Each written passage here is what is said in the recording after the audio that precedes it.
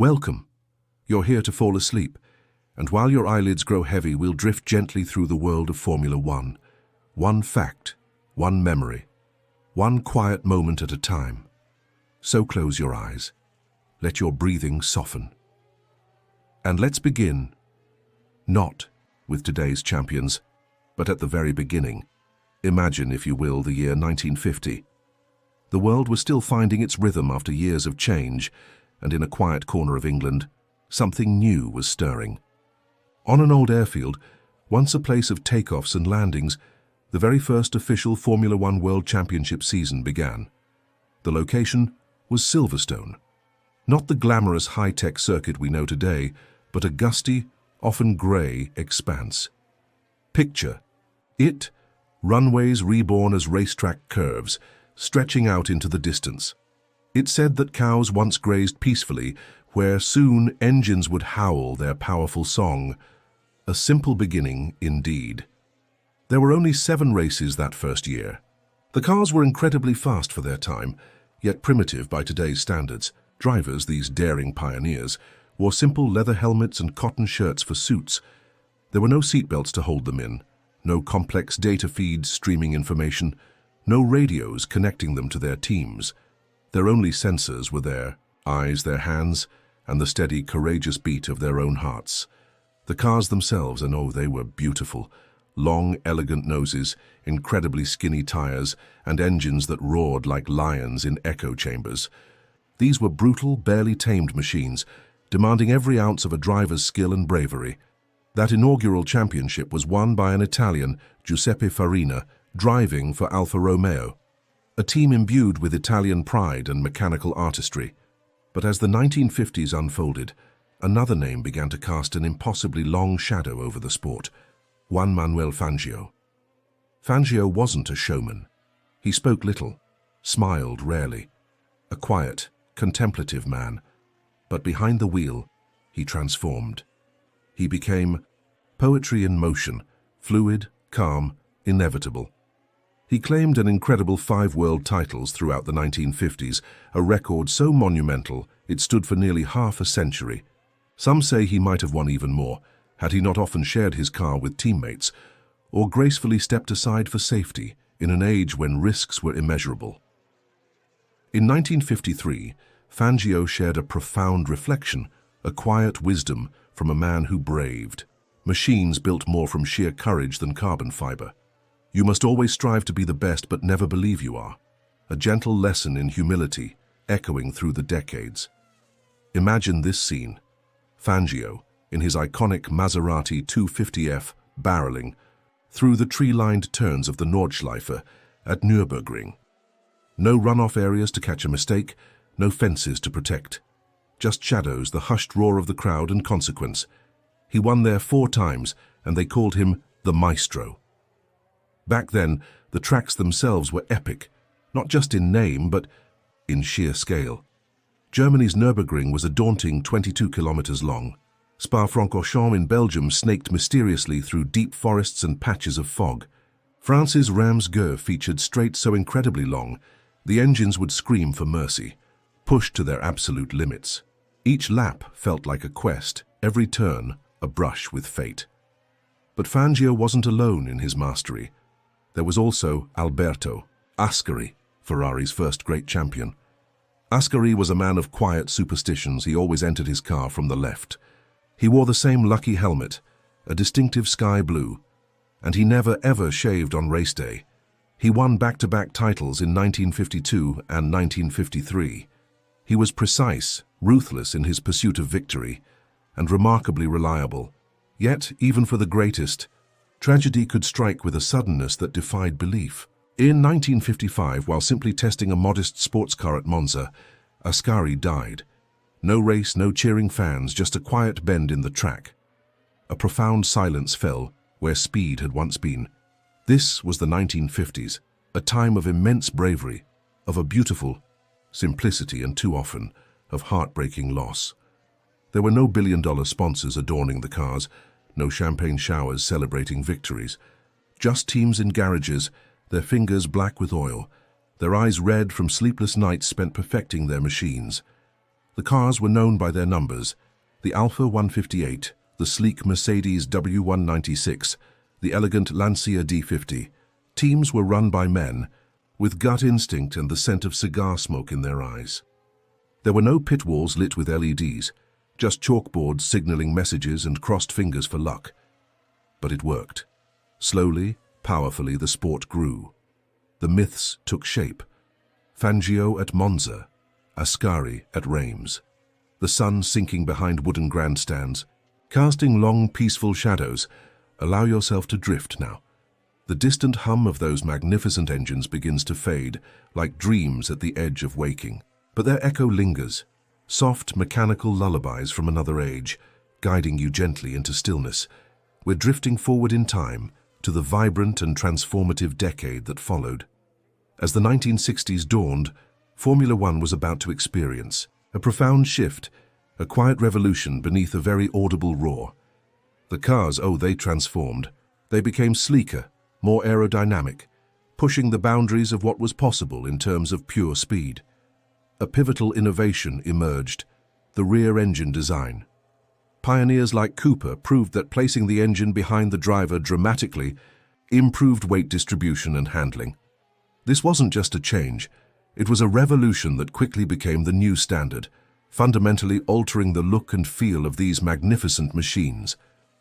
From this new era, a gentle giant emerged. Jim Clark, the quiet Scotsman, driving for the iconic Lotus team. Clark became a dominant force.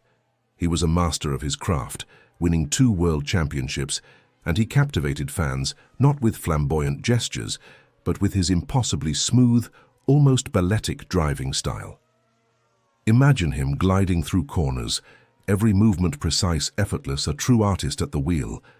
But as the sport accelerated, so too did the inherent risks. The 1960s, for all its innovation and excitement, was also tragically marked by loss. Safety measures, rudimentary as they were, simply couldn't keep pace with the escalating speeds.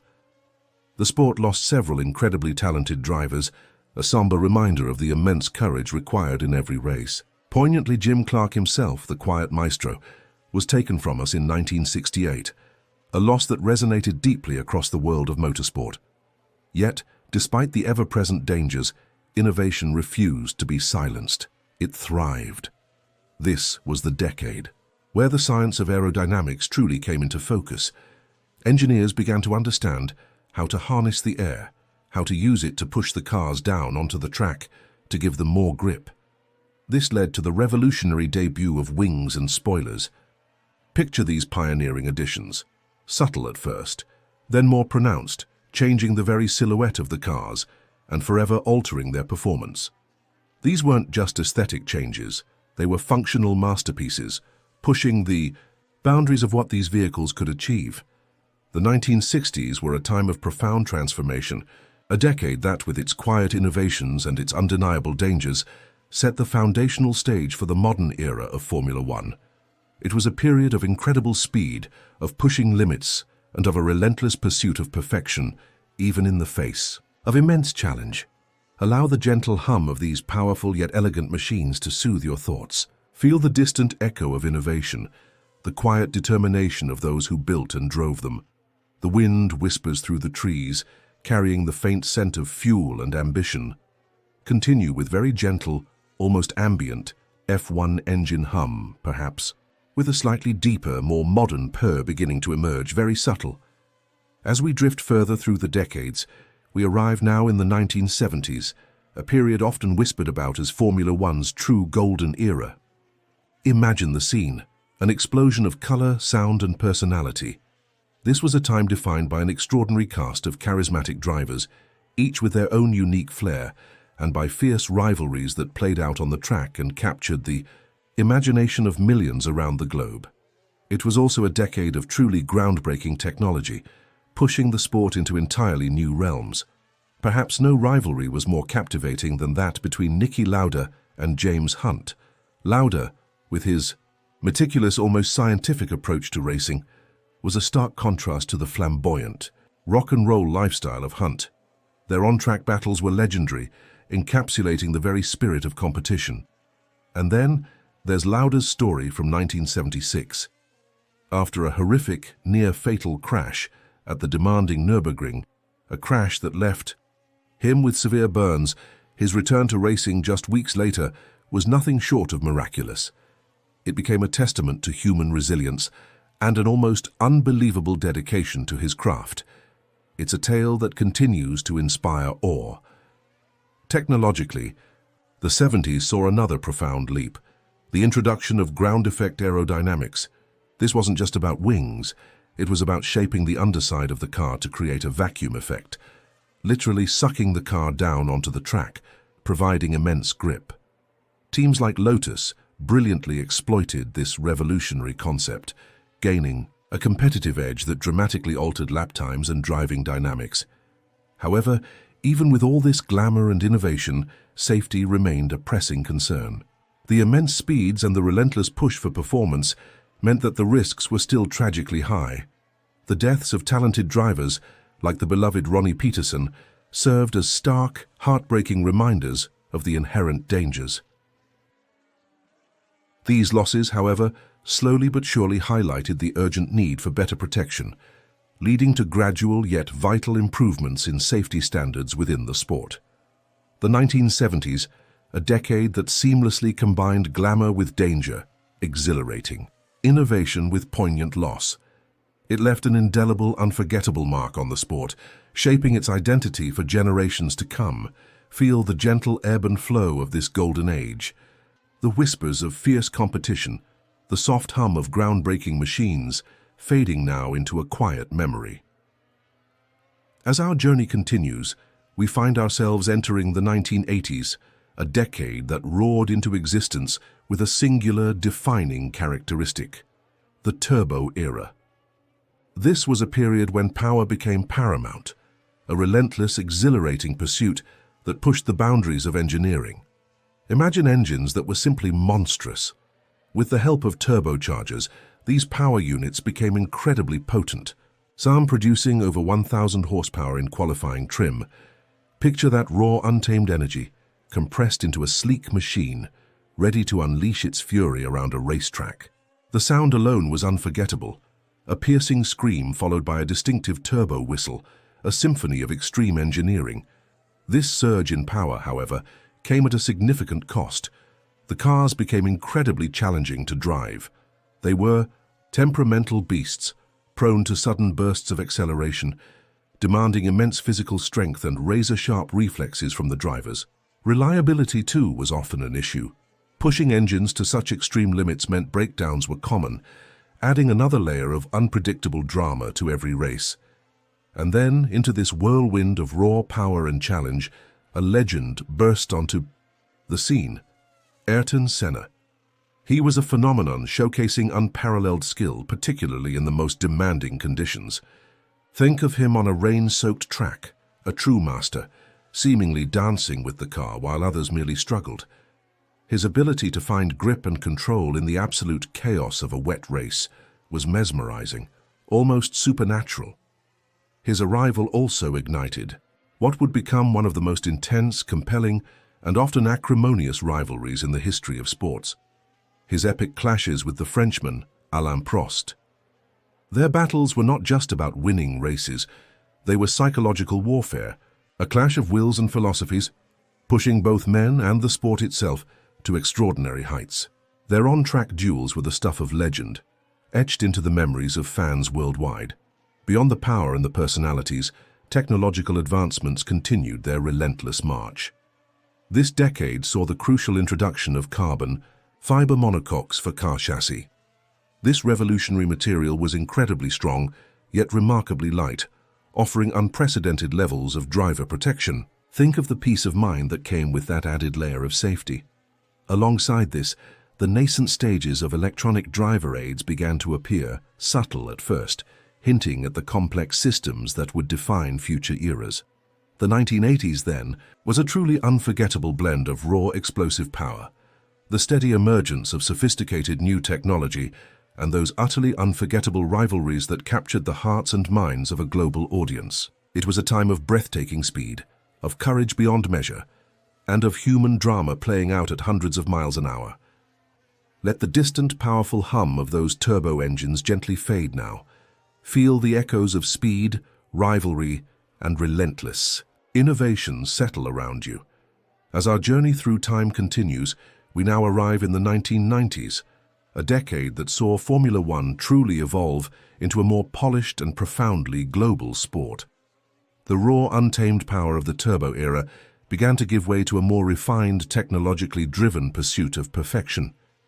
This was the era where a new, towering figure began to assert his dominance, Michael Schumacher, a name that would become synonymous with Formula One's success. He first rose to prominence, showcasing his immense talent and relentless drive, by winning 2 world championships with Benetton. Picture his focused intensity, his almost scientific approach to extracting every ounce of performance from his car. These early successes were just a prelude to what was to come.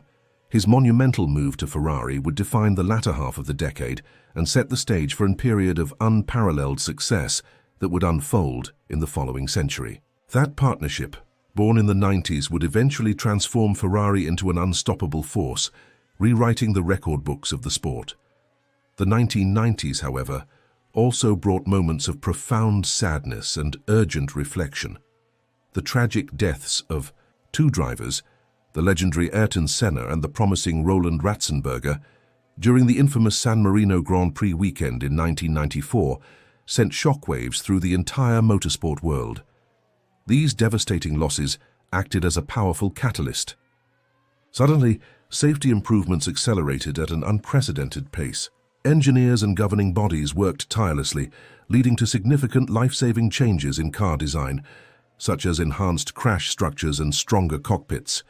Circuits, too, were drastically redesigned, with larger runoff areas and safer barriers becoming standard. It was a somber but ultimately transformative period for driver protection. Beyond the technological and safety leaps, the sport also wholeheartedly embraced globalization. Formula One began to look beyond its traditional European heartland, reaching out to new continents and cultures.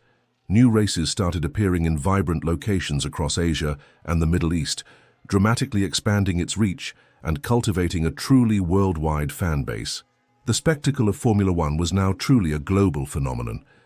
The 1990s, then, was a decade of intense competition, of a rising legend, of tragic loss that spurred vital change, and of the sport blossoming into a truly international sensation. It laid the groundwork for the modern era, setting new standards for professionalism and reach. Allow the gentle hum of these increasingly sophisticated machines to lull your senses. Feel the distant echoes of speed, the quiet ambition of a global stage, slowly fading into the tranquility of the present moment. Begin with a very subtle, almost whisper-like, high-tech F1 engine hum, hinting at precision engineering and complex electronics fading in and out gently. As our quiet journey through the history of Formula One continues, we now glide into the early 2000s. If the previous decade set the stage, this period was the performance of a lifetime, overwhelmingly defined by one name, Michael Schumacher. Picture this. For an astonishing 5 consecutive championships from 2000 to 2004, Schumacher, at the helm of his iconic Ferrari, was virtually unstoppable. It was a period of unprecedented dominance, a breathtaking display of driver skill, team cohesion, and engineering brilliance. He didn't just win, he obliterated records, setting new benchmarks for victories, fastest laps, and sheer championship supremacy. It was a masterclass in consistent, relentless performance, a true golden age for Ferrari and their legendary driver. Behind the scenes, the pursuit of perfection intensified. Teams began to focus even more heavily on the intricate science of aerodynamics and the meticulous art of data analysis. Wind tunnels, those immense sophisticated chambers where engineers could precisely sculpt and test the car's airflow, became absolutely essential tools. Alongside them, cutting-edge simulators emerged, allowing drivers to practice countless laps in a virtual world, refining their technique and helping engineers fine-tune every aspect of the car's behavior before it even touched the real track. This was a new era of scientific precision, leaving very little to chance. Yet even amidst such consistent excellence, the decade wasn't entirely smooth sailing. There were moments of significant controversy. Perhaps the most memorable was the astonishing 2005 United States Grand Prix, an event that became a stark demonstration of underlying tensions. Due to safety concerns with a particular tire manufacturer and a disagreement over rules, an unbelievable scene unfolded. Only 6 cars started the race. This incident, while unusual, highlighted the complex dynamics and sometimes clashing interests between teams, tire manufacturers, and the sport's governing body, the FIA. Despite such challenges and occasional disputes, the 2000s played a crucial role in solidifying Formula One's status. It emerged from this decade even more firmly established as a truly premier global sport, captivating audiences with its blend of high-speed drama, cutting-edge technology, and the magnetic presence of its greatest champions.